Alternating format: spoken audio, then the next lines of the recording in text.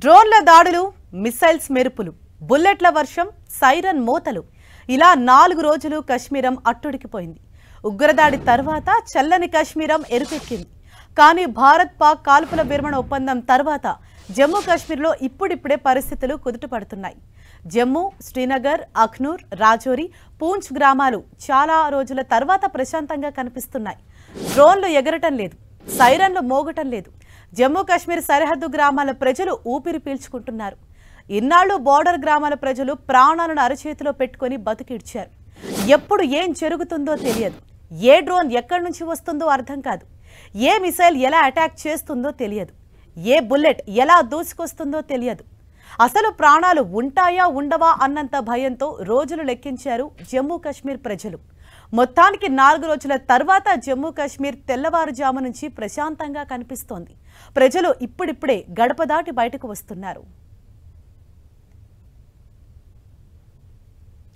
ఇదే విషయంపై మరింత సమాచారం మా గోపి మనకు అందిస్తారు. గోపి, మొత్తంగా 4 రోజుల తర్వాత కొంత మళ్లీ పరిస్థితులు కుదుటపడినట్టు తెలుస్తున్నాయి. ప్రెసెంట్ ఇటు జమ్మూ అలాగే ఆ చుట్టుపక్కల ప్రాంతాల్లో పరిస్థితులు ఏ విధంగా ఉన్నాయి? బ్లాక్అవుట్ కంప్లీట్ గా తీసేసినట్లేనా? అక్కడ నెలకొన్న తాజా పరిస్థితి ఏంటి? రైట్ హరిష, గత 4 రోజులుగా కూడా బుల్లెట్ల మూతతోటి ఇంటికే పరిమితమైన ప్రజలు ఇప్పుడిప్పుడే ప్రశాంతమైన గాలి పీలుస్తున్నారని చెప్పుకోవచ్చు. అయితే నిన్న సాయంత్రం నుంచే కొంత ప్రశాంతమైన వాతావరణం నెలకొంటుందని భావించినప్పటికీ రాత్రి పాకిస్తాన్ కవ్వింపు చర్యలకు పాల్పడింది. అయితే ఆ తర్వాత కూడా కొంత కాల్పుల విరమణను ఇటు భారత్, పాకిస్తాన్ కూడా పాటించడంతో ప్రస్తుతం జమ్మూ కాశ్మీర్, అదేవిధంగా రాజస్థాన్, పంజాబ్, గుజరాత్లో కూడా ఏదైతే ఇండియా పాకిస్తాన్కి సంబంధించిన సరిహద్దు గ్రామాలు ఉన్నాయో అవన్నీ కూడా ప్రస్తుతం ప్రశాంతంగా ఉంది. ఎక్కడ కూడా సైరన్లు మోగడం లేదు. ఇళ్లలో నుంచి జనాలు ఒక్కొక్కరుగా తమ అవసరాల కోసం బయటికి వస్తున్నారు.